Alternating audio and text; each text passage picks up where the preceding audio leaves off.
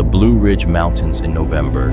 Gray sky, cold light, a dirt road that stops being a road about a mile before it reaches anywhere. At the end of that road, a clearing, and in that clearing, a cabin that has been standing since 1958, alone on a ridge with no electricity, no running water, and a front door carved so precisely it looks less like a door and more like a question. A young woman stands in front of it, 20 years old, $180 to her name. She drove 4 hours to get here because a county she'd never heard of mailed her a key to a property assessed at $4. $4. She puts her hand flat against the carved wood. Something moves through her palm. Warmth from a surface that should be cold. The kind of warmth that means hands have been here before. Many hands. For a very long time. She doesn't know yet what's inside these walls. She turns the key. She was 20 years old. She had $180 in a coffee can on the passenger seat and a key she'd never asked for. The key came in a padded envelope from the Augusta County Clerk's office. No letter inside, just the key, a sticky note with an address and a pamphlet explaining Virginia's intestate succession law in language so dry it made her eyes water. She read the pamphlet twice in the Kroger parking lot on her lunch break. Then she read the part again about distant relatives receiving property when no will exists and no closer heirs can be located. Distant relative. That was what she was, to a man named Jebediah Alcorn, who had died 15 years ago, in a cabin nobody had apparently thought to check on. She put the key in the coffee can with the money, shook it once. It clinked against the coins at the bottom. She told herself she wasn't going. That lasted 4 days. Her name was Quimby Vasquez. And, before we go any further, yes, that is her real name, Quimby. Her mother, Celestine, had seen it in a crossword puzzle the week before she was born and decided right then. Her father, Rodrigo, had looked at the completed crossword, looked at Celestine, and said nothing, because Rodrigo Vasquez was the kind of man who understood which arguments were worth having. 20 years old, 5'4", brown eyes that took in a room before her mouth said a word. She had been doing that since she was small looking, first talking, later touching things, before she decided whether to trust them. That last part came from her father. Rodrigo painted houses for a living, had painted them since he was 19 and came north from Oaxaca with a work visa and a cousin's phone number and exactly the amount of ambition that fits in a single duffel bag. He was good at it, patient with surfaces. He had a way of reading a wall before he touched it, running one hand flat along the plaster, eyes closed, feeling for soft spots and bubbles and the places where the old paint had lifted away from whatever was underneath. He taught Quimby to do the same. Walls speak to hands before they speak to eyes. That was how he said it, not poetic about it, just factual, the way he was factual about everything. She was maybe 6 years old when he first showed her. A Saturday morning on a job site he'd brought her to because Celestine was working doubles at the hospital and there was no one else. He'd crouched beside her, taken her hand, and pressed it flat against the drywall. Feel that, right there, that soft patch. That's where there's moisture behind it. You paint over that and you're just hiding a problem. He'd looked at her seriously. Never paint over a problem. She'd thought about that sentence more times than she could count. He fell off a scaffold when Quimby was 17. Not far, only 9 feet. But 9 feet onto concrete is 9 feet onto concrete, and the fall took something from him that couldn't be given back. 40% of his hearing, his ability to work at height, the easy confidence he used to carry on job sites, that loose-shouldered way of moving through space that men who are good at physical things develop over decades without noticing. After that, he worked small jobs, indoor only, ground level.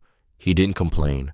Rodrigo Vasquez had never been a man who complained, but Quimby noticed. She noticed the way he moved more carefully through rooms, the way he asked her to repeat things sometimes just slightly and then pretended she hadn't noticed him ask, The way he sat at the kitchen table on Saturday mornings without turning the radio on, which he used to always do. The hospital bills were not small. Her brothers, two of them, Mateo and David, both older, both sharp, both full of the confident forward motion of young men who have been told repeatedly they are going somewhere, got scholarships. Partial ones, not full. The family filled the gaps. Quimby had been a year away from her associate's degree in building technology at Central Piedmont. She left school in March. She started nights at a distribution warehouse in April. Her mother said it was temporary. Her brother said thank you without quite saying it. Her father said nothing, which was the loudest thing he could have done. She worked the night shift for 8 months, unloading trucks and scanning barcodes in a warehouse that smelled like cardboard and forklift exhaust. She was good at it, the way she was good at most physical things, efficient, attentive, not the kind of person who dropped things or missed details. But efficiency at a warehouse is a skill that keeps you employed. It's not the same as being seen. Nobody at the warehouse saw her. That's not a complaint, just a fact. And then the envelope came from Augusta County. She left Charlotte on a Tuesday at 5 in the morning. The coffee can sat on the passenger seat. The keys sat in the coffee can. She had a bag of groceries from the discount store, bread, peanut butter, a box of crackers, 4 apples, a thing of instant oatmeal, and a sleeping bag she'd bought for $12 from a thrift store the night before. It was October. She wasn't sure what kind of cold she was driving into. She took I-85 north and then cut west on 74, and the land changed slowly, the way land does when you've been in a flat place too long. The elevation crept up, the highway narrowed, the trees got taller and closer together.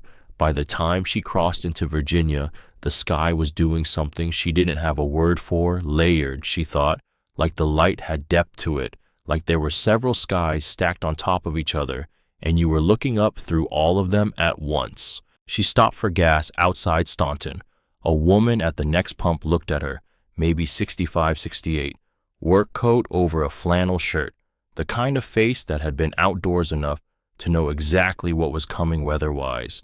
"You headed up the mountain?" the woman asked. Quimby looked at her. "I'm looking for a place off Route 814. Cabin on the ridge." "I think so." The woman pumped her gas without looking away. "People from Charlotte don't come up here to look at property unless they're planning to sell it."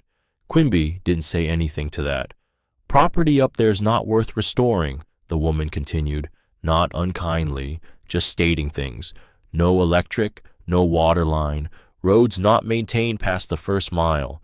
County's had a condemned notice on file since 2019, just nobody's enforced it because it costs money to drive out there." She replaced her gas cap and looked at Quimby one more time. "Up to you," she said. She got in her truck and left. Quimby stood at the pump. "Okay then." She got back in her car. The GPS died at the mile marker exactly like the county notice had warned her it would. After that, there was just the road, which was generous with the word, gravel at first, then dirt, then something between dirt and a suggestion. The trees came over the road in a way that felt intentional, the way trees do in old places, like they'd been deciding for decades how much of the sky to give back. She kept the speed low. A branch scraped the roof of her car, and she winced. And then the trees opened. She stopped, cut the engine, sat. The cabin was across a clearing maybe 40 yards wide, wild grass gone tall and silvery, with October moved in one direction and then the other. Beyond it, the cabin, against a ridge of hardwoods with the afternoon sun somewhere behind the clouds above it. She had expected ruin. She had expected rotten boards and a collapsed corner and the kind of structural sadness that announces itself immediately, the way a body does when something inside it has given up. She had expected to feel stupid for driving 4 hours. The roof was straight. That was the first thing she registered. The roof line ran clean and level from one end to the other. A corner post had some vines on it. One section of porch railing listed slightly, but the walls were plumb, and the cabin was standing the way things stand when they've been built by someone who thought about what standing means. She got out of the car. The clearing smelled like wet stone and something else underneath, something dry and warm that she couldn't place yet. Cedar, she would learn later. She walked to the porch, tested the first board with her foot before she put her weight on it. Old habit. It held. She went to the door. The door stopped her, not because it was locked, because of what was on it. It was thick wood, single slab, dark with age, and it was carved, not in a casual way, not the way people carve initials into a picnic table or scratch a date into fresh concrete. This was, she put her hand on it before she thought about it, flat palm the way her father had taught her, a map. It took her a moment to understand what she was looking at, but it was unmistakably a map, topographic. The ridge behind the cabin, the valley below the creek, that she could now hear but couldn't see all of it, rendered in the wood with a precision that made her lean closer. Elevation lines, specific. Named some of them with tiny carved letters she had to squint to read. She traced one ridge line with her fingertip and felt the grain of the wood through the carving, the two textures at once, the cut and the natural flow of the fiber beneath it. Someone had spent a very long time on this door. She found the keyhole. The key turned on the first try. The door swung open, cold air and cedar. She stood in the doorway and let her eyes adjust. The walls were paneled in wood floor to ceiling, every surface finished smooth. She pulled the flashlight from her bag. She'd thought to bring one at least, and the beam moved across the room and she stopped. She stopped the way you stop when something is better than you expected it to be, when the gap between what you anticipated and what you're actually seeing is wide enough to require a moment just to process. The paneling caught the light and glowed. Amber, honey, the grain running from one board to the next in patterns that had been chosen, matched, arranged with intention. She moved the beam to the fireplace, and the mantle, above it a single piece of timber, carved along its full-length flowers and birds, and a vine that ran without interruption from one end to the other. She moved the beam to the bed frame in the corner. Thick posts turned spindles, a headboard with mountain laurel worked into it, in relief so precise she could see the individual petals. She walked to the bed frame, crouched, touched the joint where one post met the rail, no nails. She looked closer, ran her thumbnail along the seam, fitted together with notches and pegs, wood into wood, no hardware. She rocked the post gently with her hand. Nothing moved. After 60 years in a mountain cabin with weather pressing on it from every direction, not one joint had loosened. Her father would have lost his mind. She stood and turned slowly in the light from the doorway and the flashlight beam.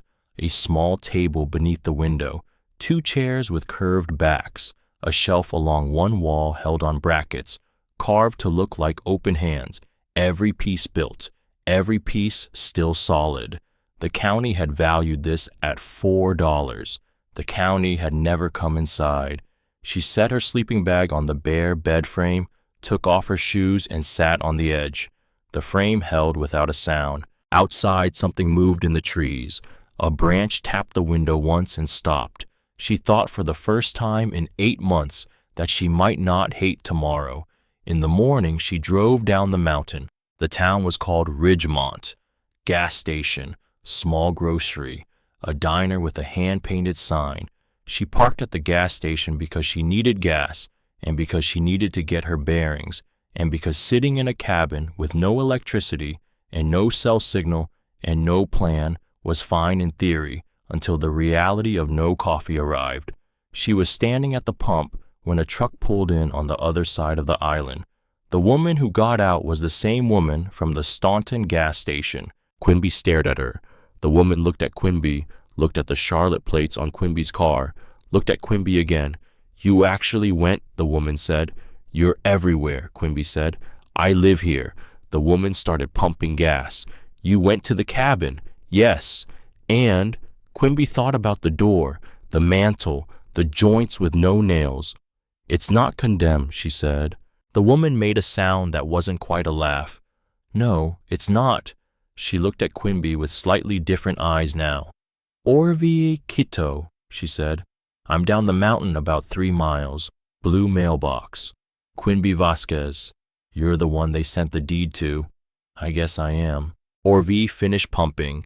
She looked across the roof of the truck at Quimby with an expression Quimby couldn't categorize, exactly not quite suspicion, not quite approval, somewhere in the middle like a question being considered.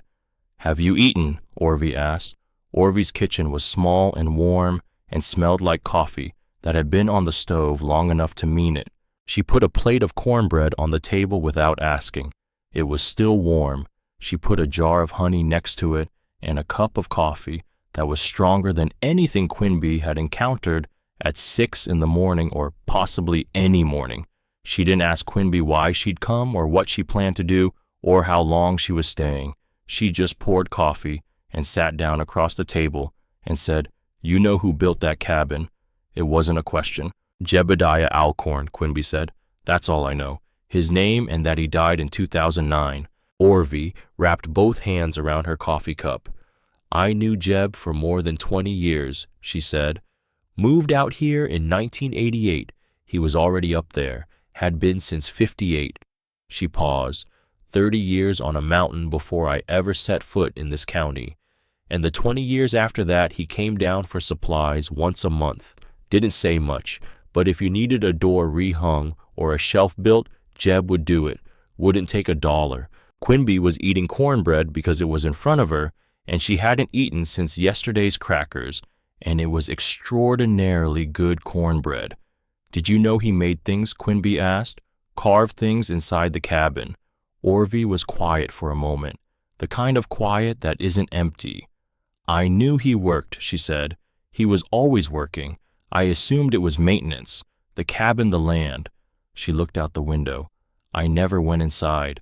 Quimby put her fork down, because that meant something. 20 years of knowing someone. Monthly trips down the mountain. And Jeb? Alcorn had never once invited her in. Why didn't he? Quimby asked. Orvi looked back at her. You've seen the inside, she said. What do you think? And Quimby thought about the way the grain ran from panel to panel, the mantel carved from a single timber, the joints with no nails, the door that took your hand before you could stop yourself. He was hiding it, she said. Orvier set her cup down. From his family, she said. Not from everyone, from his family specifically. And something shifted in the room. Not the air exactly, more like the weight of the air. She went back to the cabin that afternoon with a broom rags and a bucket. She cleaned for 6 hours. The floor came up first oak, under the grime, warm and gold, hand-planed smooth.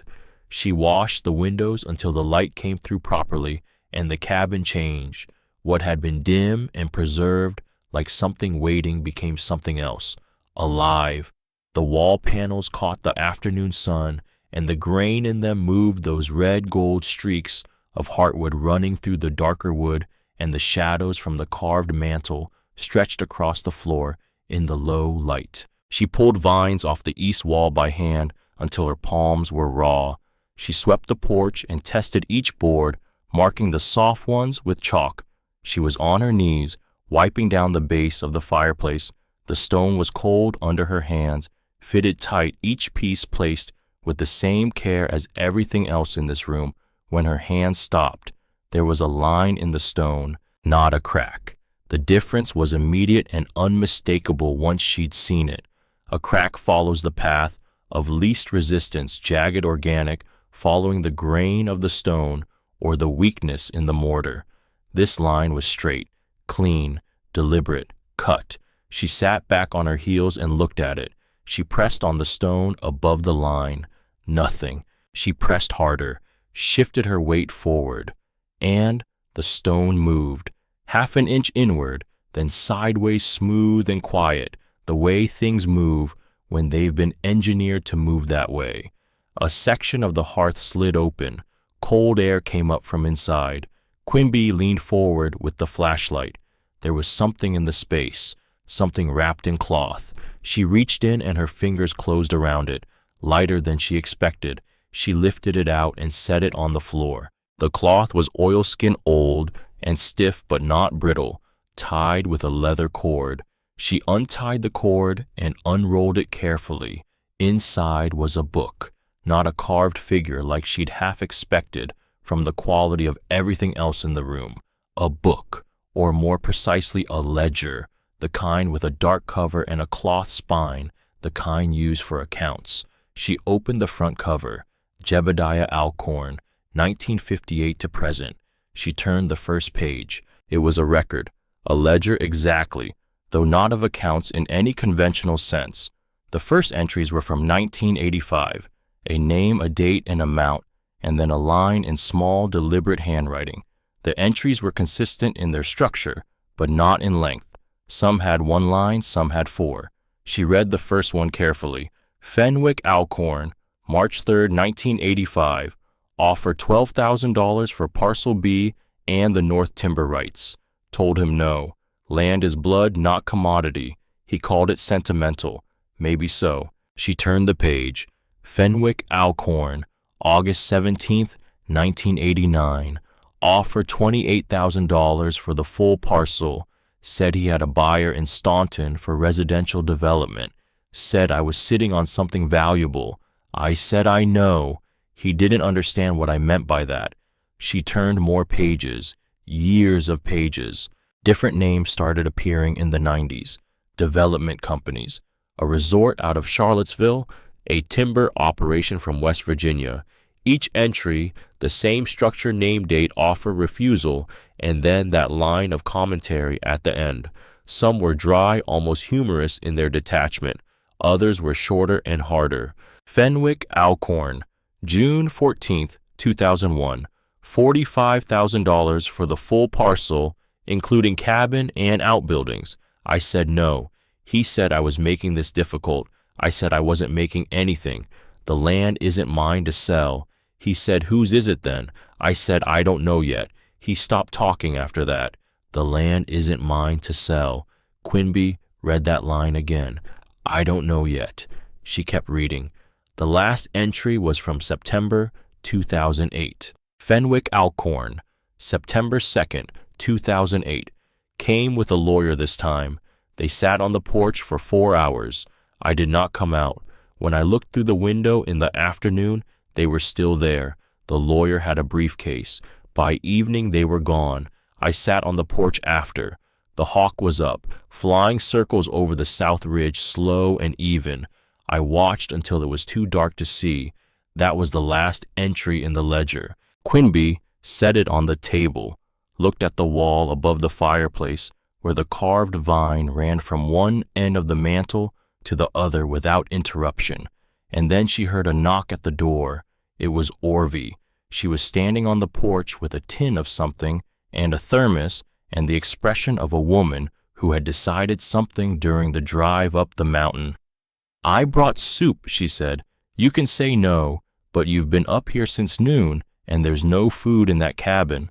There was, in fact, very little food in that cabin. Quimby stepped back and let her in.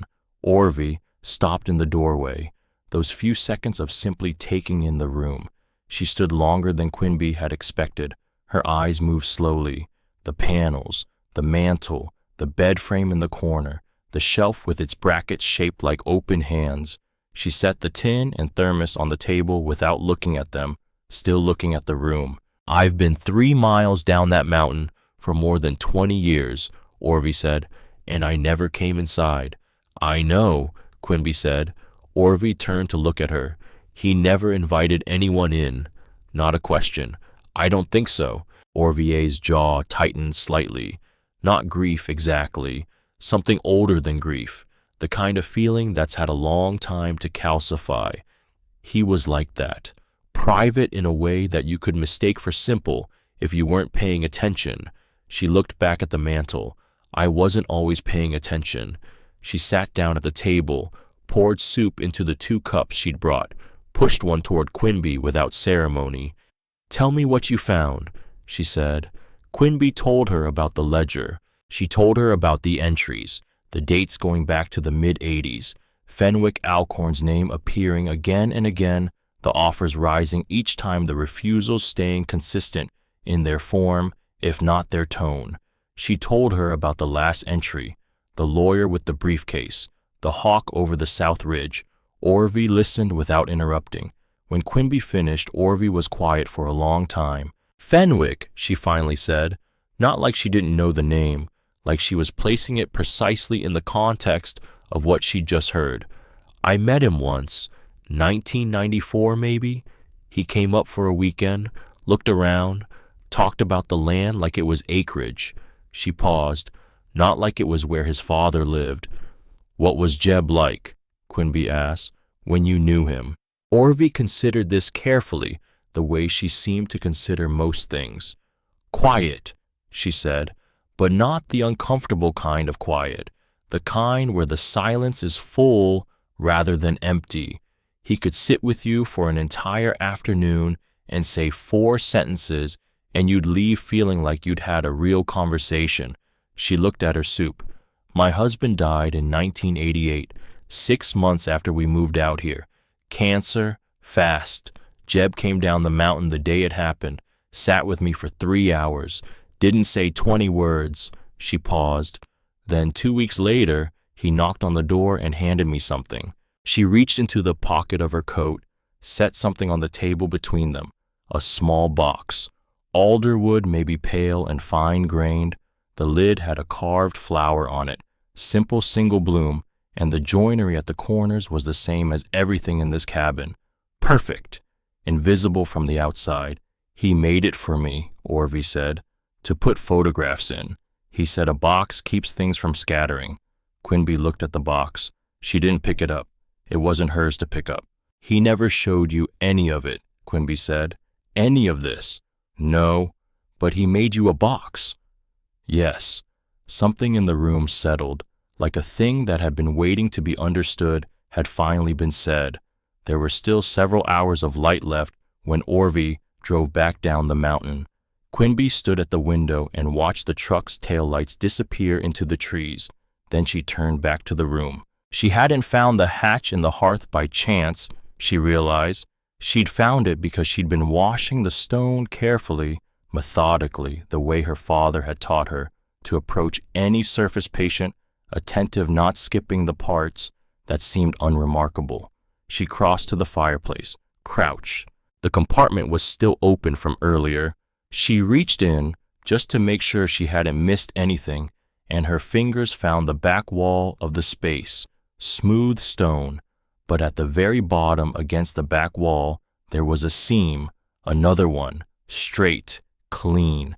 She pressed on it. A second compartment opened inside the first, much smaller this time, a cedar-lined space no bigger than a shoebox, and inside it, wrapped in oilskin, tied with leather, like the ledger had been another bundle. She lifted it out, unrolled the cloth. One thing, a carving, maybe 6 inches tall, an animal, a mountain lion crouching, weight shifted to its haunches, head low, every muscle visible under the carved fur, the fur itself rendered in cuts so fine they looked like actual hair. She turned it in the flashlight beam. The grain of the wood ran through the animal's back and flank, giving the coat a warmth, a depth. The paws gripped a branch that curved naturally beneath them. The eyes were closed, not closed like sleep, closed like waiting. She turned it over. On the base carved small and careful J.A., 1973. She set it on the table under the window, looked at it, and then she looked at the walls. If he'd hidden a compartment inside a compartment behind the fireplace, what else had he hidden? The ledger was in the outer space, the carving in the inner one. 2 different kinds of things, 2 different levels of protection. She pressed her palm flat against the nearest wall panel, the same gesture she'd been making since she was 6 years old. The wood was warm. What did you put in here? She thought. What did you spend all those years hiding? Outside, the October dark came down over the mountain, and the clearing went quiet, and the only light was the flashlight on the table, making a circle around the carved mountain lion with its eyes closed, waiting. Quimby pulled her sleeping bag off the bed frame. She was not leaving. Not tomorrow. Not the day after. Whatever Jebediah Alcorn had hidden in these walls, he had not hidden it for 60 years for her to drive back to Charlotte. She turned off the flashlight, and in the dark, the cabin held. The morning after she found the mountain lion, Quimby woke up at 5:30 and lay on the bed frame and stared at the ceiling.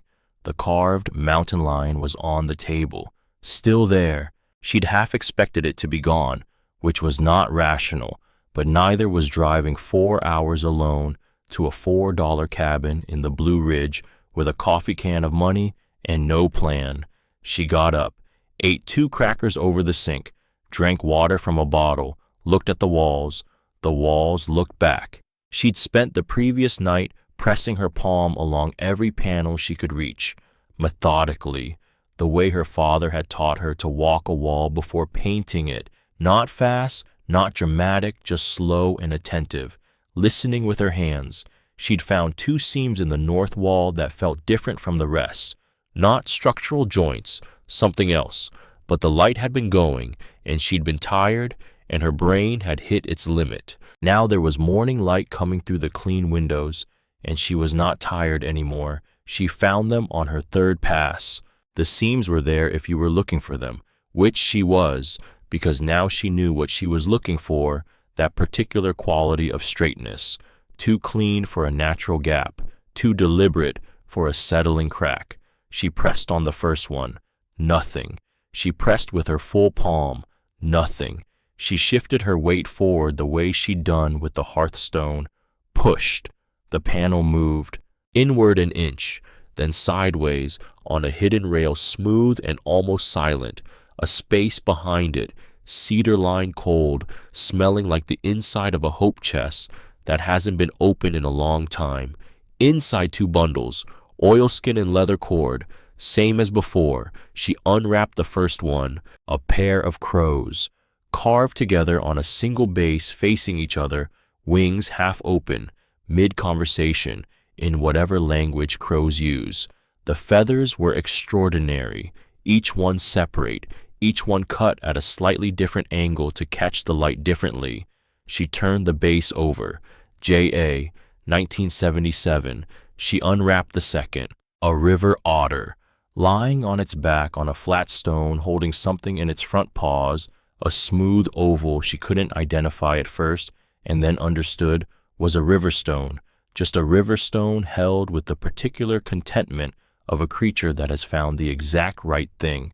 The expression on its face, and it had an expression, this small, carved otter, the wood curved and cut into something that was unmistakably pleased with itself, made her exhale in a way that was almost a laugh. She sat on the floor with all 3 animals arranged in front of her. The mountain lion from 1973, the crows from 1977, the river otter from 1991, 3 pieces hidden in the same cabin where Fenwick Alcorn had spent 2 decades trying to buy the land. 3 pieces that Fenwick had never found because Fenwick had never been invited inside.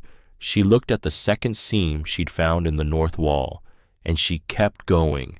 The second wall compartment opened differently, not a sliding panel, a hinged section, the hinge hidden inside the wood itself, swinging inward on a pin she never found.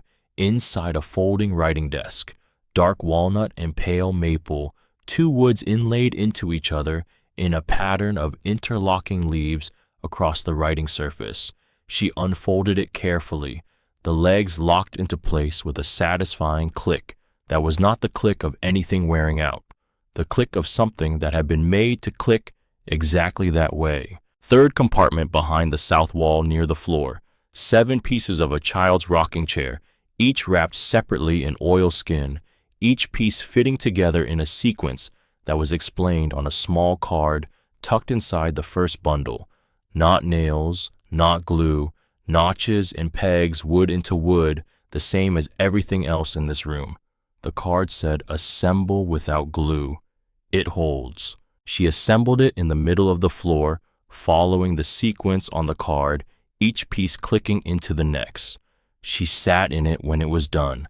The runners moved against the floorboards back and forth, even and unhurried, and she thought about a man sitting in this chair in the evenings after a day of work alone, in a cabin nobody visited, watching the light change on the carved mantel. Fourth compartment, the tool roll. A length of canvas rolled and tied.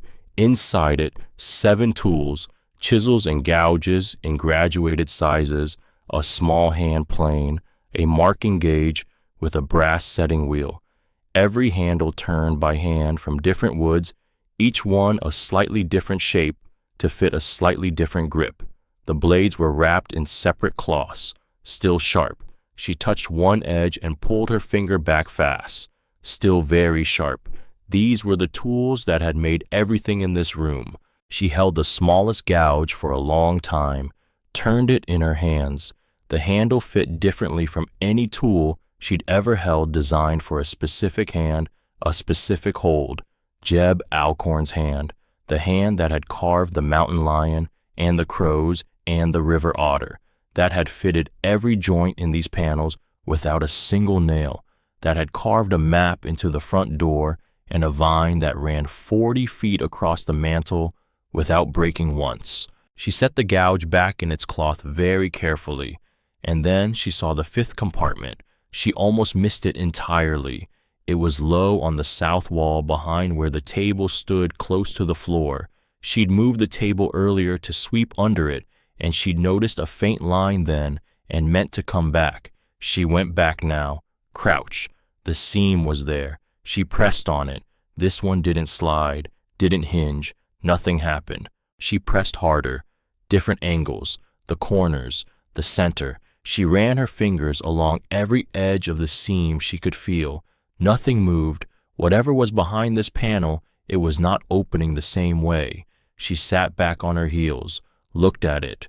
Okay, she thought, not every door opens the same way, which her father could have told her, had in fact told her, though he'd been talking about actual doors at the time. Orvie arrived at 9:30. She came up the mountain in her truck with a paper bag and a thermos and the manner of a woman who had decided something the previous evening and was simply now doing it. She parked in the clearing and walked to the porch and knocked. Quimby opened the door. Orvie looked at the floor. 4 wall compartments open, cedar-lined spaces exposed, 3 carved animals and a writing desk and a disassembled rocking chair and a tool roll arranged on every available surface. I see, said Orvie. There's a 5th one I can't open, Quimby said. Good morning to you too.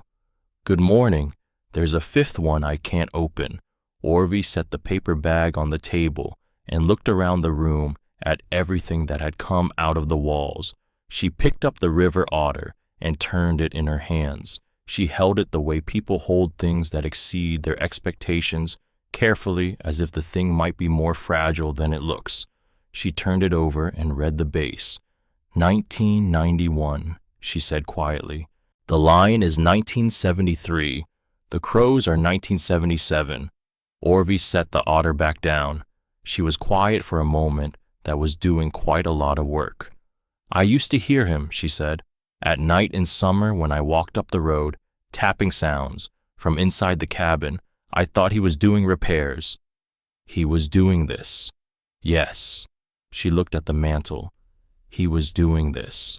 She opened the paper bag, put 2 biscuits on the table, poured coffee into a cup, and handed it to Quimby without asking how she took it, which she appreciated because she took it however it came. Show me the one you can't open, Orvie said. They crouched together in front of the south wall. Orvie ran her fingers along the seam the same way Quimby had. Patient, not forcing. Quimby watched her and thought about how some people know without being told how to touch things that don't want to be rushed. There's something on the face here, Orvie said. She'd shifted down, lower her cheek almost against the floor, looking up at the underside of the panel edge. Letters. Quimby got down on her side and looked. 6 words, carved into the underside of the panel face, where you'd only find them if you were lying flat on the floor looking up. Small, precise, deliberate. for the one they give it to. Quimby read them twice. Then she read them again. She pushed herself back up and sat with her back against the wall. He knew, she said. Knew what? That someone would give this place away. She looked at Orvie. He knew someone in his family would get it eventually, and he knew they wouldn't want it, and he knew they'd give it to whoever they thought deserved the least. Orvie looked at the words. She was quiet for a long moment. That man, she said finally, the same tone she might have used to say something both wonderful and infuriating. That stubborn, careful man. He wrote that for me, Quimby said. He wrote it for whoever it would be. And it was me. Orvie sat back on her heels and looked at Quimby. Yes, she said. It was you. The panel didn't have a keyhole they could see. They spent 20 minutes looking, pressed every inch of the surface, checked the hinge side, the seam side, the bottom edge, where the inscription was carved. Nothing moved. There has to be a mechanism, Quimby said. There has to be a key, Orvie said. They looked at each other. Quimby got up and went to her bag. She'd put the cabin key in the front pocket. She'd been carrying it every day, which maybe said something about her relationship to this particular object and what it meant. She took it out. Standard old cabin lock key, brass, slightly worn at the tip, except she looked at the tip. The shaft tapered, standard gauge for the first 2 inches, and then she held it up to the window light, slightly thinner at the very end, not filed down by wear, filed down deliberately, a specific shape, like a key inside a key. She went back to the panel. She ran her thumb along the very bottom edge below the inscription, all the way across, and there, on the right side, in the shadow of the lower edge, recessed so it caught no light from above a hole, tiny, the diameter of a pencil eraser. She looked at the thin tip of the cabin key. She put it in. It fit. She turned it. Click. The panel swung inward on a hidden hinge, cedar smell flooding out sharp and clean as if the wood had been sealed in another decade entirely and only now remembered how to breathe. Orvie made a sound behind her that wasn't quite a word. Inside the cedar-lined space was a shallow drawer. The face of the drawer was polished cherry wood, warm, reddish, gleaming, in a way that said it had been finished by hand with something more patient than varnish. Quimby pulled it open. A journal, the same kind as the ledger, dark cover cloth spine, but thicker, different wear patterns. This one had been handled more. A separate folded letter sealed with wax pressed flat inside the journal's cover, and underneath both 3 stones, smooth river stones, fitted into a cedar tray built to hold exactly 3, each one marked on the underside with a number, 1, 2, 3. She looked at them for a long moment, then she took the journal first.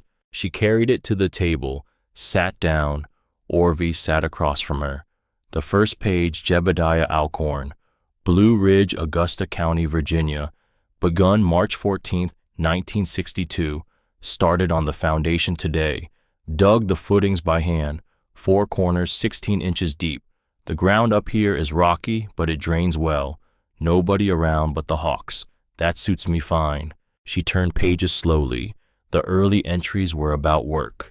Timber felling, curing, framing. Measurements and calculations recorded in the margins. She read one about the first wall frame going up. Took 11 days alone. White oak from the south slope. The grain on these boards is the best I have ever seen. If I do this right, this frame will be standing when I'm not. She turned more pages.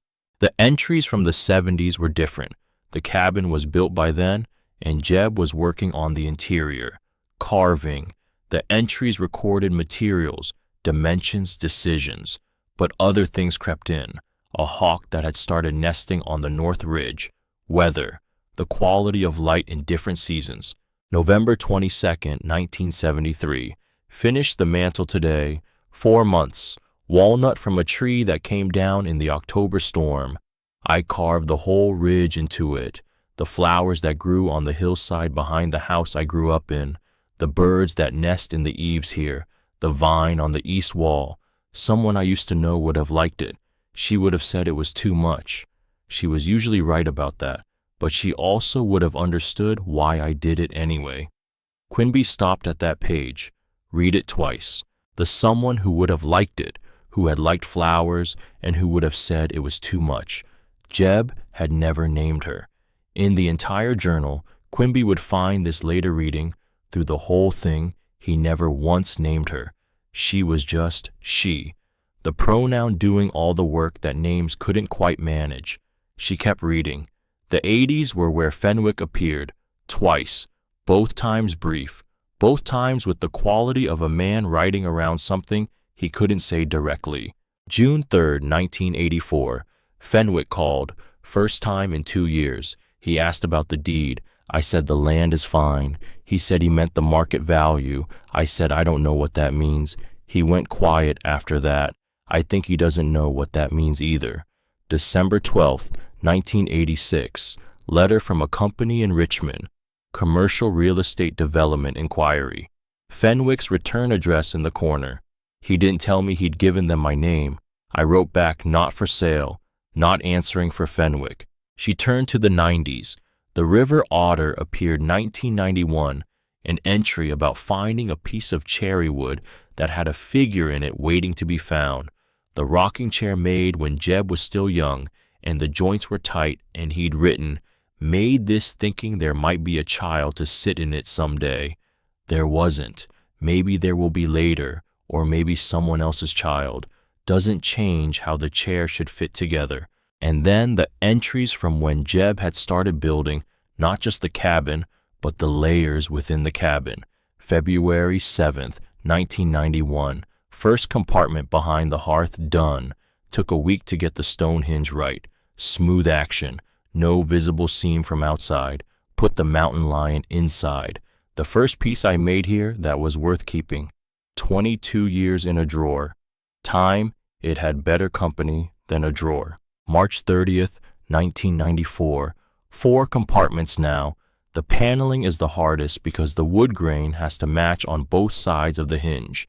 Nobody looking at these walls would know they open. That's the point. She turned to near the end. The handwriting got slower in the 2000s, pressed harder into the page, but the entries sharpened. August 11, 2003. I know what this cabin is now. It took me 40 years to understand. I thought I was building a home. I was building an inheritance. Not for Fenwick. Fenwick took his inheritance already. He took it in the form of what the land would have been worth on the market. He priced it out in his head, and that was enough for him.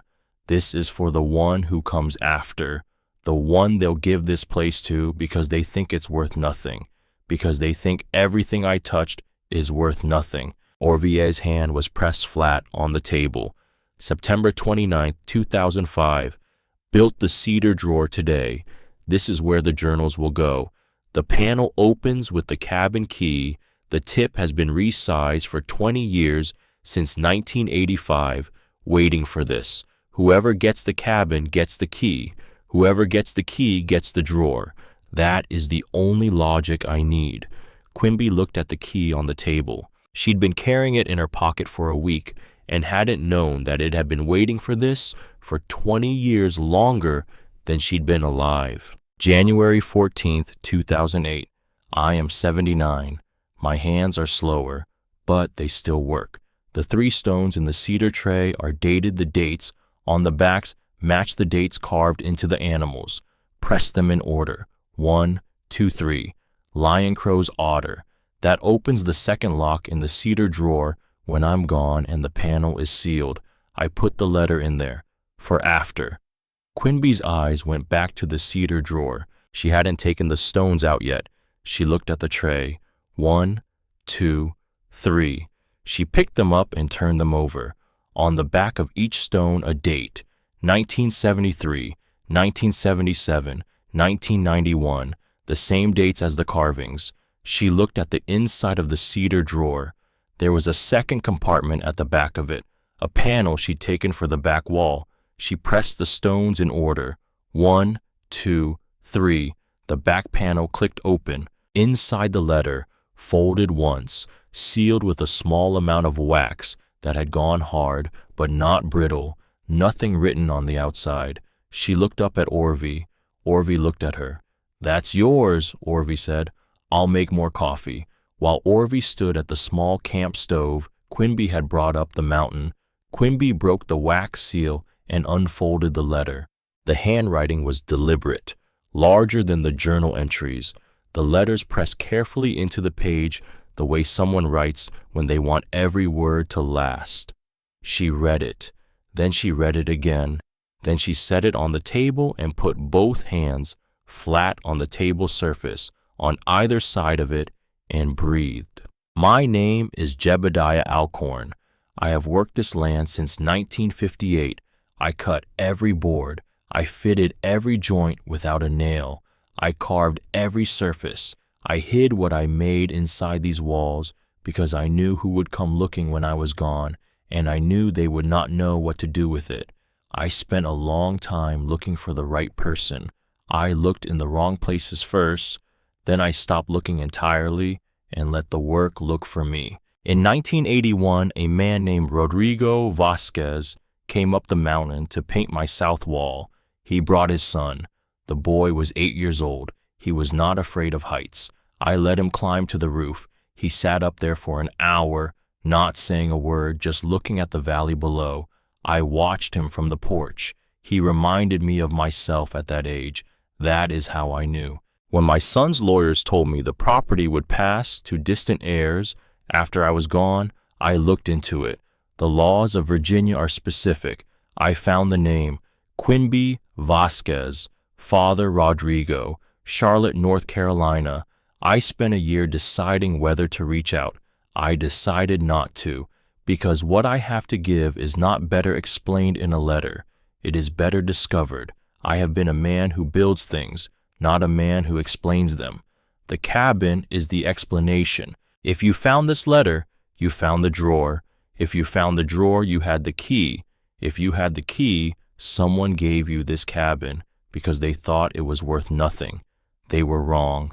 They are wrong about most things. They were wrong about me.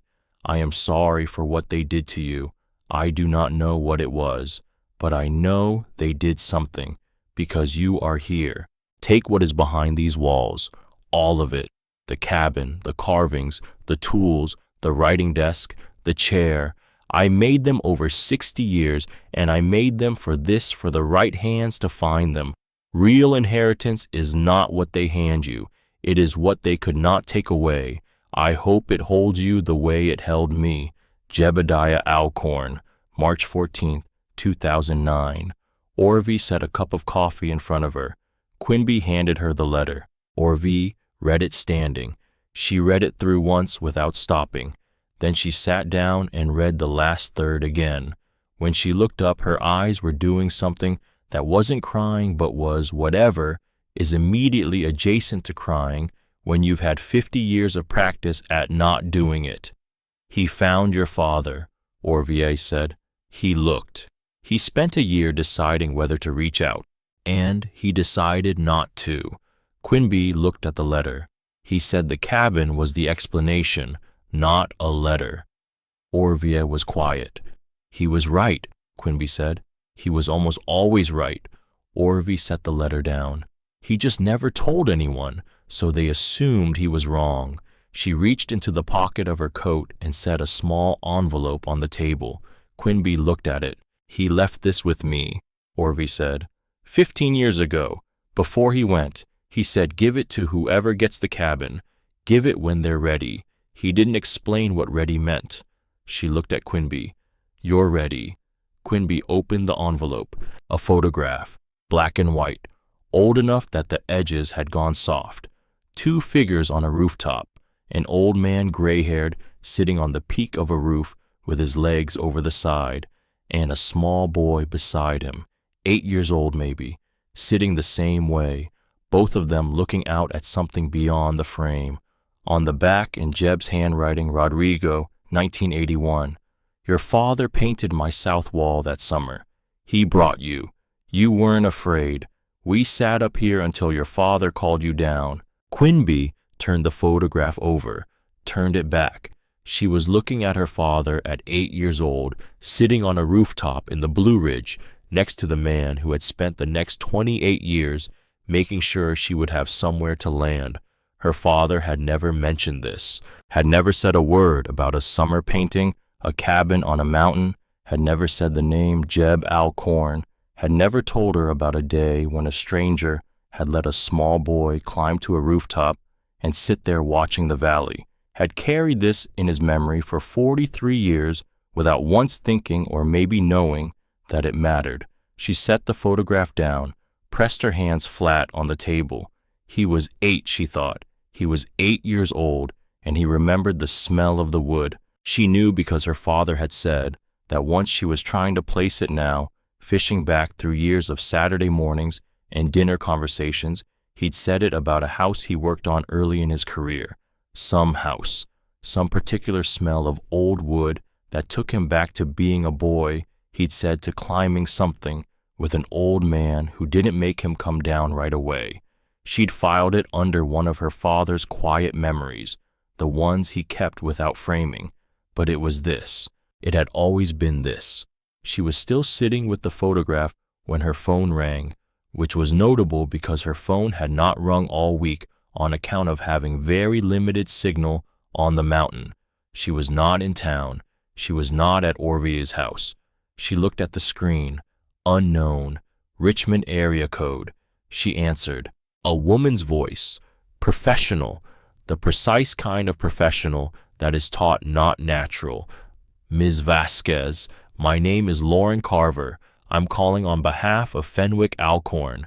Mr. Alcorn is the son of the late Jebediah Alcorn and has asked me to reach out regarding the property currently listed in your name in Augusta County. Quimby looked at the photograph, at the old man and the small boy on the roof. I'm listening, she said. Mr. Alcorn would like to discuss the disposition of his father's estate, which he believes was not properly settled at the time of Mr. Alcorn Sr.'s death. He'd like to propose a meeting at your earliest convenience. Quimby was quiet for a moment. How did you get this number? She asked. A very small pause. The county deed records are public, Ms. Vasquez. We were able to locate your contact information through. Tell Mr. Alcorn I'll be in touch, Quimby said. She hung up, set the phone face down on the table. Orvie was watching her. That was Fenwick Alcorn's lawyer, Quimby said. Orvie's face did something complicated and controlled. I see. He wants to discuss the disposition of the estate. I imagine he does. He said it wasn't properly settled. I imagine he said that too. Quimby looked at the wall panels, the 4 open compartments, the animals on the table, the mountain lion, the crows, the otter, the writing desk, the tool roll, the photograph, the letter. How much do you think all of this is worth? Quimby asked. Orvie looked at the room. I don't know, she said, but I know someone who might. Caulfield Dowd drove up the mountain 2 days later. He came in a truck that had more miles on it than most people drive in a decade, and he walked to the cabin with his toolbox and the unhurried gait of a man who has been to a lot of job sites and learned not to assume anything before he's seen it.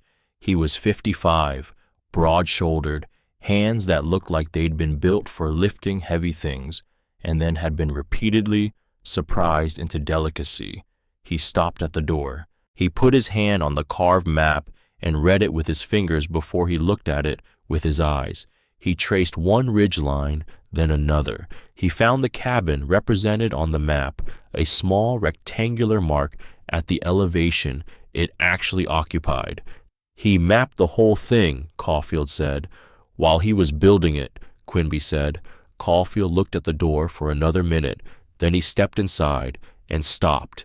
He didn't speak for almost 2 minutes. He walked to the nearest wall panel and crouched and looked at the seam where 2 boards met. His eyes got very still. He reached out and touched the seam with one finger, very lightly, the way you touch something when you're not sure it can be real. Dovetail, he said, quietly, like confirming something to himself. Hand cut, no jig. He looked along the wall. Every joint, every one I've found. He stood and went to the mantel. He ran his hand along the carved vine, slow and deliberate. He checked the joints where the stone met the wood surround. He crouched and looked at the underside of the mantel shelf. I've been doing this 30 years, he said. I couldn't do this. Not any of it. Someone told me a rocking chair of his sold at auction in Abingdon, Quimby said. Caulfield looked at her. $58,000, she said. He straightened up, looked at the room again with different mathematics behind his eyes. Who had the rocking chair? His son. Fenwick sold it after Jeb died. His son has already made money off this. His son wants the rest. Caulfield was quiet for a moment. Then he said, show me what's in the walls. They spent 3 hours going through the compartments. He handled the animals the way he'd touched the dovetail joint with a specific kind of care that was neither reverent nor possessive, but simply accurate. The care of someone who understood what they were holding. He spent the longest time with the mountain lion. He turned it in the window light, held it at different angles. He had a small folding magnifier in his breast pocket, and he unfolded it and looked at the cuts in the carved fur, each one distinct, each one placed to suggest a living thing rather than a rendered one. The grain work, he said. He found the figure in the grain and cut toward it. He looked up at Quimby. That's not a technique you learn. That's a relationship with the wood. That takes decades. He had decades. Most people have decades. They don't all do this with them. He moved through the writing desk, the rocking chair, the tool roll. He picked up each of Jeb's chisels and checked the blades which were still sharp and looked at the hand-turned handles with the expression of a professional encountering something that exceeds the category he would have put it in. These are better than anything I own, he said about the tools. They're the tools that made the rest of it. He set the gouge back in its cloth, looked around the room. Have you had anyone look at this officially?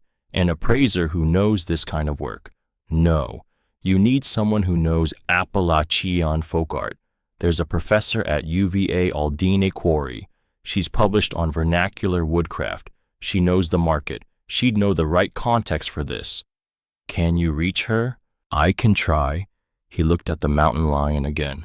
Quimby, this isn't a cabin someone built. This is a collection, a gallery. A rocking chair by this man sold for $58,000 with no documentation, no provenance, no authenticated context.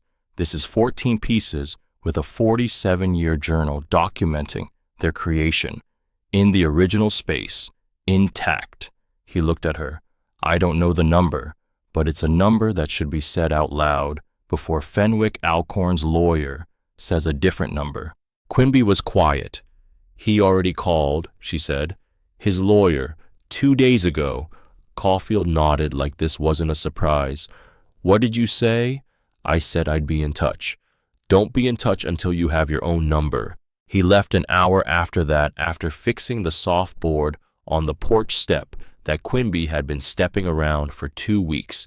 He waved off any mention of payment, said there were jobs that paid in dollars and jobs that paid in something harder to name, and this one had been firmly in the second category. Quimby watched his truck disappear down the dirt road and thought that some people arrive in your life at exactly the right moment and ask for nothing. That night, Quimby sat on the porch. The October air had gone cold and clear in the way mountain air does at night in October, not aggressively cold, just honest about what season it was.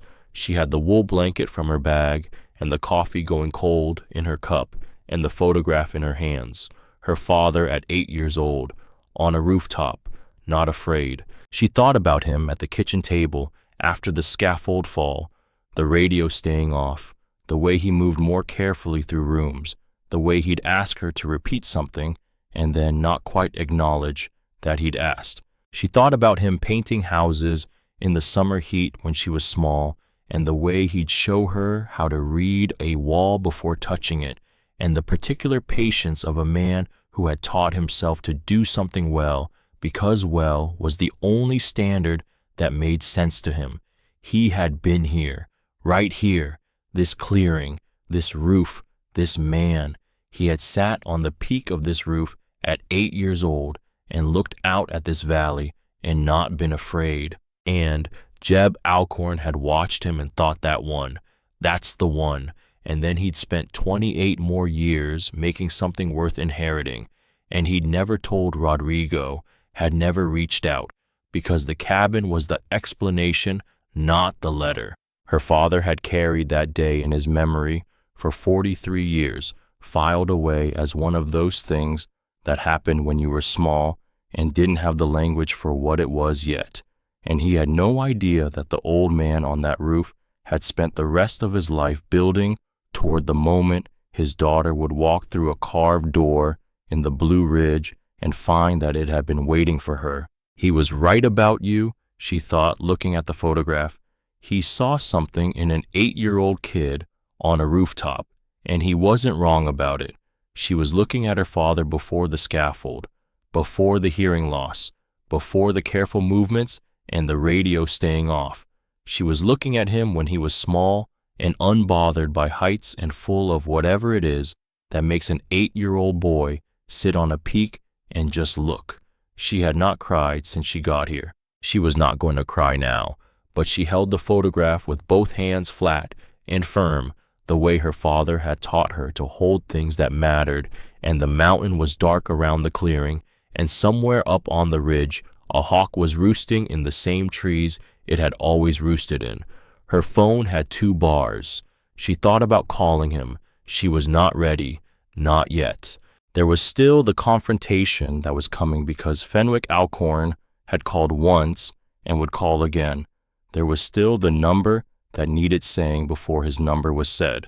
But sitting on the porch with the photograph in her hands and the cedar smell coming from inside through the open door, she thought about what Jeb had written.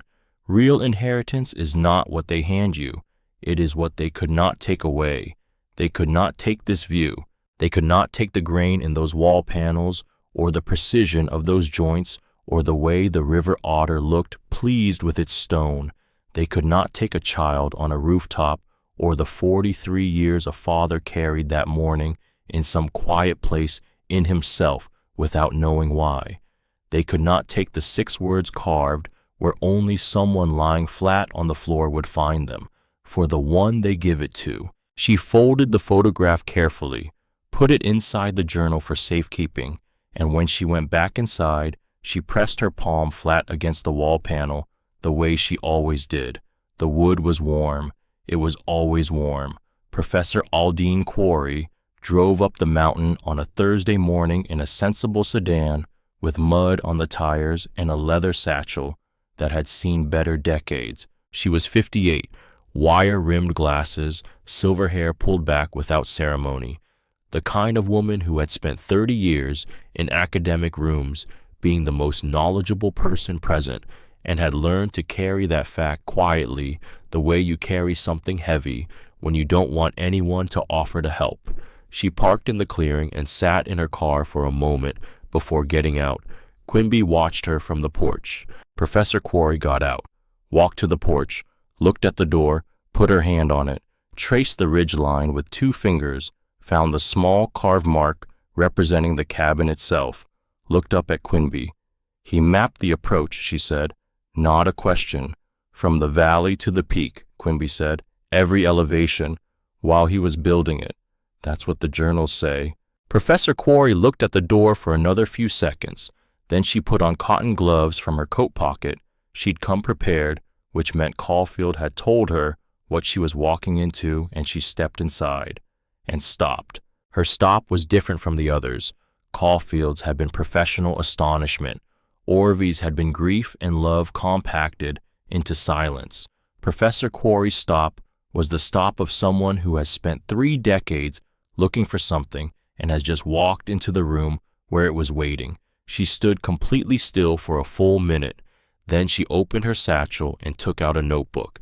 She worked for 4 hours without a break. She measured, photographed, used the folding magnifier on every joint she could reach. She examined the mantle from multiple angles, lying on her back on the floor, to look at the underside, crouching to examine where the stone met the wood surround. Standing on the chair Quimby brought her so she could see the top.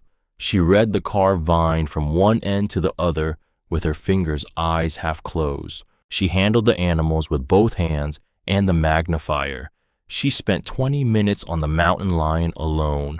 She asked very few questions, which turned out to be more unsettling than many questions would have been, because the questions she did ask were precise, the kind of precise that means someone is confirming what they already suspect rather than exploring what they don't know. "The tool roll," she said at one point. "Are these the tools he used for the carvings?" According to the 1994 journal entry, yes. All of them. He mentions the smallest gouge, specifically in the 1977 entry about the crows. She looked at the smallest gouge. "That blade is still sharp." "I know." He maintained them until the last journal entry is March 2009. He died that April. She wrote something in her notebook. At the end of the 4 hours, she sat at the table and looked at her notes for a long time. Quimby sat across from her. Caulfield leaned against the wall by the door. Orvie sat in the rocking chair by the fireplace, assembled from its 7 pieces, completely solid. Professor Quarry looked up. "I need to tell you what I know before I tell you what this is worth," she said, "because the context matters." "Go ahead," Quimby said. "I have handled 3 Jebediah Alcorn pieces in the last decade, a nightstand, a wall clock, and a mirror frame, all cherry wood, all hand-joined, all acquired through secondary sales after his death, meaning his sons sold them without documentation or authenticated provenance." She paused. "The mirror frame sold at auction in Roanoke for $71,000. The nightstand went private sale at $85,000. Orvie's hands rested very still in her lap. "Those were secondary sales," Professor Quarry continued. "No journals, no chain of documentation, no original context. Buyers paid that much based on the work alone because the work alone was that good." She looked at the mountain lion on the table. "What you have here is every authenticated Alcorn piece known to exist in the original space, with 47 years of contemporaneous documentation by the maker himself, with the maker's own tools." She stopped. "There is no comparable collection." "What does that mean in numbers?" Caulfield said from the doorway. She looked at her notebook. "I will give you a conservative preliminary range. I want to emphasize conservative." She looked at Quimby. "The 14 standalone pieces, the carvings, the writing desk, the chair, the tools as a set, conservative range of 40 to 95,000 each, weighted toward the upper end for the mountain lion, the crows, and the writing desk, which are exceptional even within this body of work." She paused. "Conservative total for the standalone pieces, 840,000 to 1.1 million. The room was quiet. "The cabin structure," Professor Quarry continued, "is harder to value because there is no precedent. A complete architectural work by a recognized master craftsman, original intact, every surface hand, finished every joint hand, cut door, included mantel, included built-in shelving, included all documented." She looked at her notebook again. "My preliminary estimate for the structure exclusive of the land is 6 to 800,000, possibly higher if a museum or foundation considers it as a preserved site." Caulfield had gone very still against the wall. "Total," Quimby said. "Conservative total. Preliminary, subject to formal appraisal and comparable analysis." Professor Quarry looked at her.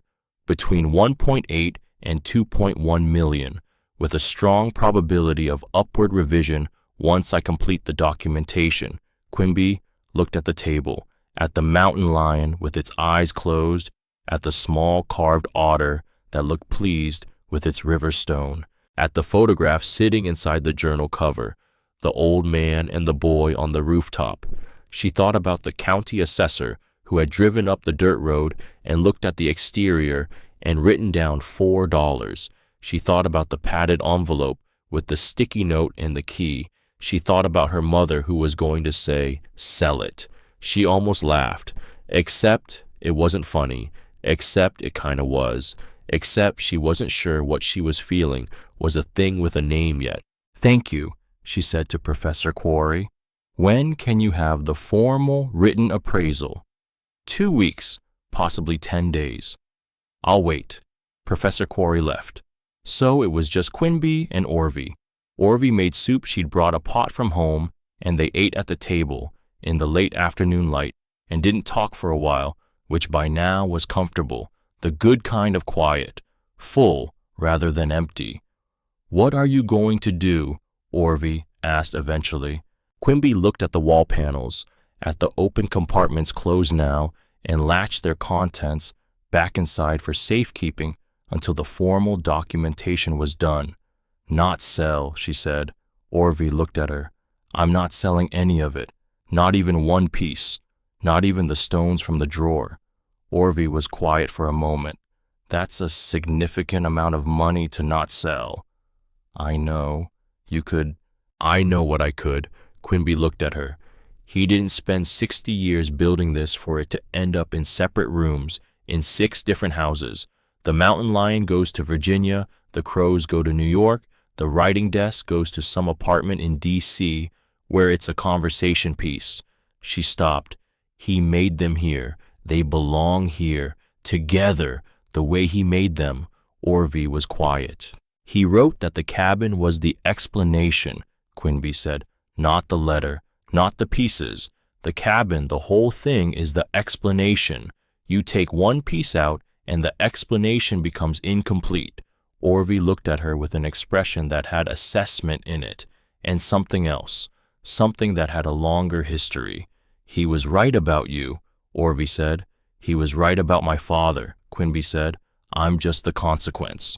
Which made Orvie make a sound that was definitely a laugh. Small, dry, the kind that acknowledges something true. "No," Orvie said. "You're the point." The second call from Fenwick's lawyer came on a Monday. Same woman, same professional tone, same Richmond area code. "Ms. Vasquez, I want to follow up on our previous conversation.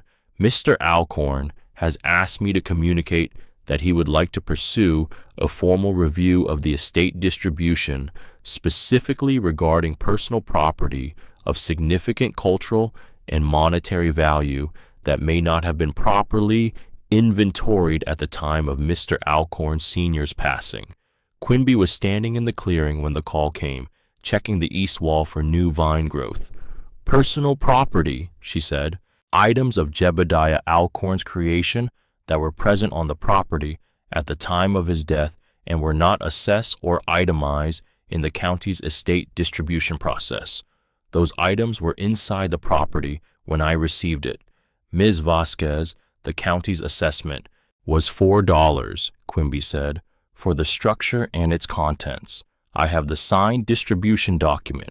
Your attorney drafted a version of this agreement on Mr. Alcorn's behalf in 2022 when Fenwick Alcorn initiated a review of the estate records. He withdrew that petition." A pause, a small, very specific pause. "Mr. Alcorn is now in a position to pursue this more formally." "He can pursue it as formally as he likes," Quimby said. "I have 4 journals in Jebediah Alcorn's handwriting documenting every piece, created every compartment built, and the explicit intention that the contents of this cabin pass to whoever received the property. I have an independent appraisal in process, and I have a letter." She stopped. "In Jebediah Alcorn's handwriting, addressed to Fenwick Alcorn, describing exactly why the property was structured the way it was." Another pause, longer this time. "Mr. Alcorn is not aware of any such letter." "No," Quimby said. "He's not." She let that sit. "Tell Mr. Alcorn I'm happy to discuss this in person," she said. "He knows where the cabin is. He's been here before." She hung up, went back to checking the east wall for vines. Her hands were not shaking, which surprised her slightly, then didn't. Fenwick Alcorn came on a Wednesday. He drove a black SUV with Richmond plates, and he came alone, which Quimby had not expected. She'd expected the lawyer, The briefcase, the professional distance. He parked in the clearing and he sat in his car for 4 minutes, she counted, and then he got out. He was 44 years old, tall, the kind of face that had probably been handsome in a sharp-edged way 20 years ago and had since settled into something more guarded. He wore clothes that cost money without announcing it. He walked to the porch with the deliberate pace of a man who has rehearsed something. Quimby was sitting on the porch step. She didn't stand up. "Ms. Vasquez," he said. "Mr. Alcorn." He looked at the door, at the carved map. She watched his face, and she saw it the flicker. Recognition or something like it. He'd stood in front of this door before. September 2008. He'd sat on this porch for 4 hours. His father had not come out. "You've done work on the porch," he said. The step was soft. "Fixed it. My father always meant to get to that." "He did a lot of things," Quimby said, "just not always the things people expected." He looked at her. She looked back. "You said there was a letter," he said. "Come inside." He stopped in the doorway, not the way the others had stopped. His stop was recognition, not of the work, but of the room itself. The proportions, the smell of cedar and old wood, the quality of light through the clean windows. He had been here before once as an adult, and however briefly some part of him had stored it. He was quiet for a long time. Then he walked to the mantel. He didn't touch it. He stood in front of it and looked at the carved vine running from one end to the other without interruption. The flowers, the birds, 40 feet of carving on a single piece of timber. He did all of this himself, Fenwick said. Not a question, not quite a statement, more like something being said for the first time in a voice. "According to the journals, yes," Quimby said. 50 years of work, mostly evenings. The mantle took 4 months. He looked at it for another moment. Then he turned. "You said there was a letter addressed to me." Quimby went to the table. She picked up the envelope, the one with Fenwick's name on the front in his father's handwriting. She held it out. He took it. He stood at the table and opened it. He read it with his back mostly turned to her, which she allowed. Some things are better read without being watched. She went to the window, looked out at the clearing. The wild grass had gone silver gold with November coming in. A hawk was working slow circles over the south ridge, the same ridge Jeb had watched from this window for 50 years. Behind her, the sound of paper, then nothing, a long nothing. She turned. Fenwick was standing with the letter in his hands. His face had done something she hadn't seen it do in the doorway or the clearing. The guardedness had shifted, not gone, just rearranged itself into something that had more honesty in it. He folded the letter, set it on the table. "He sat in here," Fenwick said, "while I sat on that porch." "For 4 hours," Quimby said. "For 4 hours." He looked at the table. "I didn't come to see him. I came to talk about the property." He stopped, looked at her. "I knew the difference. He knew the difference. And I sat out there thinking I could outlast it, that eventually he'd come out. He didn't. No." He picked up the letter. "He wrote this instead." He looked at the room one more time, at the mantel, at the wall panels, at the rocking chair by the fireplace. He looked at the mountain lion on the shelf where she'd arranged all 3 animals with the tools beside them. He looked at the mountain lion for a long moment. "I didn't know he could do this," he said. "You never came inside."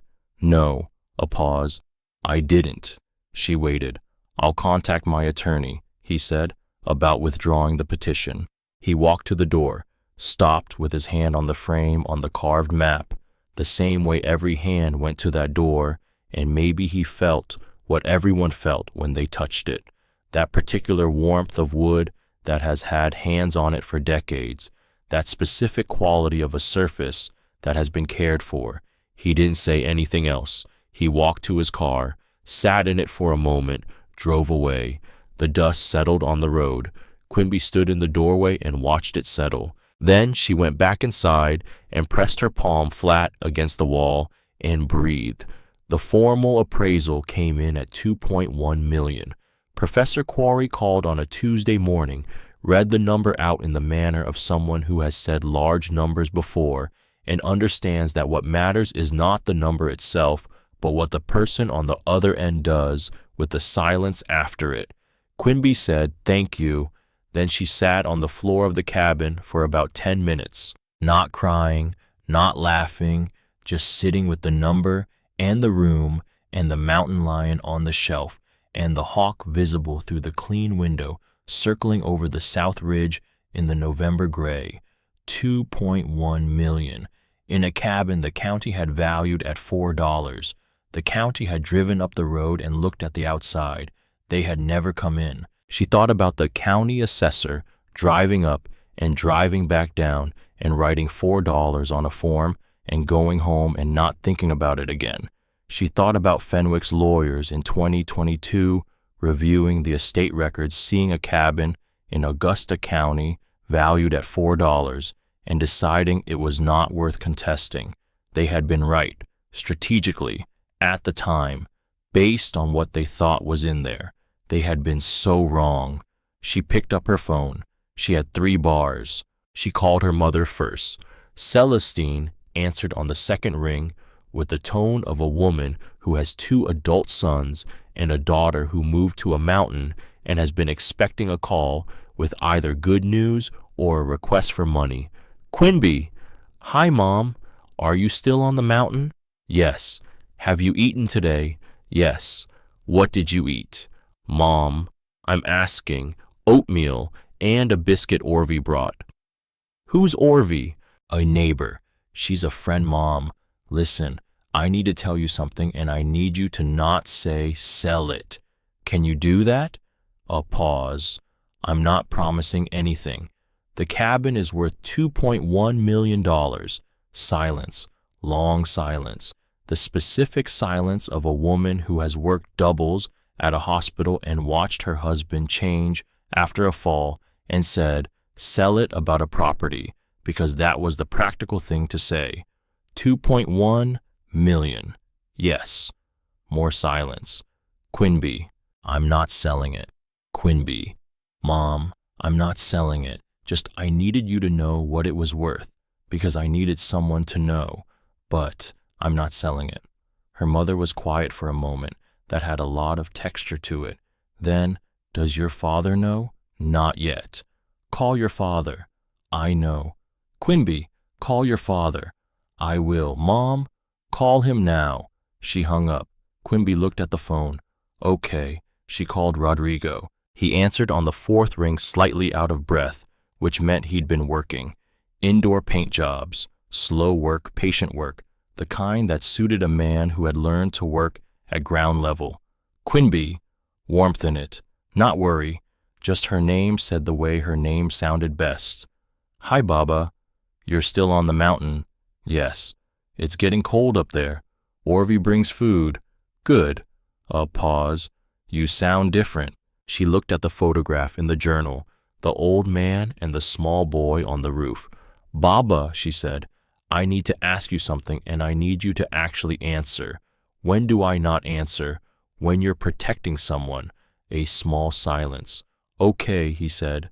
"When you were a boy, 8 years old, did you ever go on a job with Abuelo, painting a house in Virginia, in the mountains?" The silence that came back was not the silence of someone thinking. It was the silence of someone who already knew. "A cabin," he said. "Yes, on a ridge, Blue Ridge, very quiet now. An old man lived there alone. He let me climb to the roof." He stopped. "I sat up there for a long time. He sat on the porch. He didn't call me down. His name was Jebediah Alcorn. Nothing on the line, completely still. Baba, I remember the smell of the wood," he said. His voice had changed, not smaller exactly, more careful. The way his voice got when something mattered and he wasn't sure he had the right words for it. "Inside the cabin." I never went inside, but the smell came through the door when he opened it. Cedar and something else. Old wood, worked wood. He stopped. I never forgot that smell. I don't know why. It was one day. I was 8 years old. "He remembered you." Quinby said. Silence. He remembered you for 43 years, she said. He wrote it down. He wrote your name. She stopped, breathed. He left everything he ever made to you, except he left it to me because you were hard to find and I was easier. But it was for you, or it was for whoever you made, which turned out to be me. Nothing from Rodrigo, a long sustained nothing, and then a sound, not words, not a question, just a sound from her father that she had never heard before in 20 years of knowing him, something that had been held for a very long time in a very quiet place, releasing all at once. Her father was crying. She had never heard her father cry, not after the scaffold fall, not when the bills came, not on the hard Saturdays when the radio stayed off and he sat at the kitchen table without speaking, not once. She pressed her hand flat on the wall panel beside her, the wood warm under her palm. Walls speak to hands before they speak to eyes. He said you weren't afraid, she said, softly. He said you sat on the roof and looked at the valley and you weren't afraid, and that was how he knew. Knew what? Her father said, barely a voice. That it was yours. She didn't ask him to come. She didn't have to. He drove up the following Saturday, 4 hours from Charlotte, alone because Celestine had work and because some things you go to alone the first time.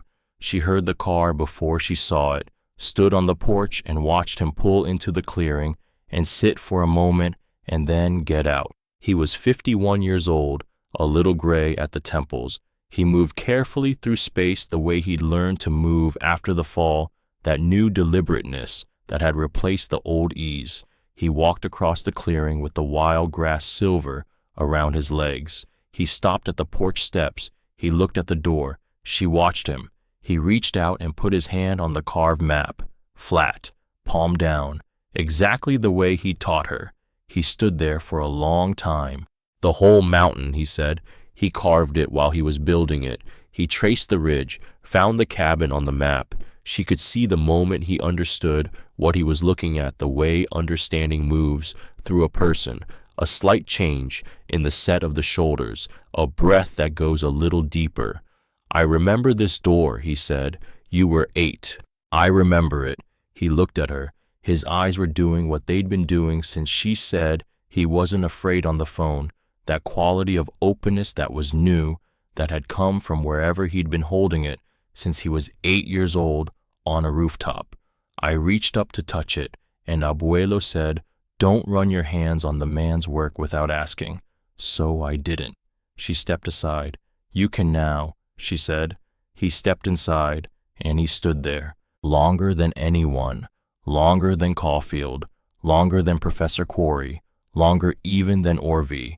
He stood in the cabin for a full 3 minutes without moving. She let him, because this wasn't the same. The others had been encountering something extraordinary for the first time. He was encountering something he had touched once at the edge at 8 years old through a door he hadn't been allowed to open, and here it was 43 years later, completely as it had been, more even, because now it had been found and cleaned and the windows were clear and the morning light came through properly. He walked to the mantel. He put his hand on the carved vine, slowly, all the way along. He made all of this, Rodrigo said, every piece, alone, for 50 years. He looked at the joints in the wall panels. He crouched the way he'd crouched beside her when she was 6, the same careful attention to the seam. He ran his thumbnail along the invisible joint. "No nails," he said, "not one." He stood, looked at the room, looked at the mountain lion on the shelf. She carried it to him. He took it in both hands, turned it slowly in the light. He looked at the carved fur, each line separate, each one different. He read the base. 1973, he said. He looked up. "He made this the year I was born." She stood very still. "He made it the year you were born," she said, "and he hid it in the wall, and now you're holding it." Her father looked at the mountain lion for a long time. Then he sat down at the table and set the carving carefully in front of him and put both hands flat on the table surface, the way he always did when he was thinking something through. She sat across from him. The cabin was quiet around them. The fire was going. She'd learned to build it properly. Orvie had shown her, and the carved shadows stretched across the floor in the warm light. He told me things in that one day, her father said, without saying them. You know how some people do that. He looked at her. He let me go up on that roof. He didn't call me down. He just let me be there, up high, looking at things. He paused. I didn't have a lot of people who did that. Let me just be somewhere without needing me to come down. She thought about the scaffold, about the radio staying off, about the careful way he moved through rooms now. He saw that, she said. I know he did. And he spent the next 43 years making sure it didn't get lost. Her father breathed in, breathed out, looked at the carving and the room and the window with the hawk just visible circling over the ridge in the thin November sun. What are you going to do with it? He asked. Keep it, she said. All of it. Here, where it was made. He looked at her. Orvie comes up on Saturdays, she said. Caulfield comes when there's structural work. Professor Quarry from UVA is helping document everything for a formal record. We've had 2 school groups up already, kids from Saltville Middle, a class from Waynesboro. She stopped. I'm teaching them how to read wood with their hands, the way you taught me. Her father was quiet. I got a job at the county hospital in Staunton, she continued. 3 days a week, night shift same as before. It's not far. I drive back up after. She looked at the wall. And the rest of the time, I'm here. You're staying. I'm staying. He was quiet for a long moment. Then, your mother says sell it. I know. She said it yesterday. She'll say it for a while longer. Probably. They sat together at the table in the warm cabin in the November light and did not talk for a while, which was fine, the best kind of fine, full quiet, the kind her father made naturally and always had, and that she'd spent years learning to understand was not distance, but was in fact the opposite. He picked up the mountain lion again, turned it in his hands, set it back down. Walls speak to hands, he said. Before they speak to eyes, she said. He looked at her. Something moved across his face that she didn't have a word for exactly. Not pride, older than pride. The feeling of a thing you built mattering in a way you didn't know it would. Her father put his hand on the table. She put her hand next to it, not touching, just there, side by side, the same shape of hand, the same wide palm, the same way of pressing down flat and firm on a surface to feel what was underneath. Outside, the hawk circled over the same ridge it had circled for 50 years, the same slow, patient loops over the valley that Jeb had watched from this window and written about in a journal no one had read until a 20-year-old woman with $180 and a key she almost didn't use had pressed her palm against the right stone. The cabin was quiet around them, and it held.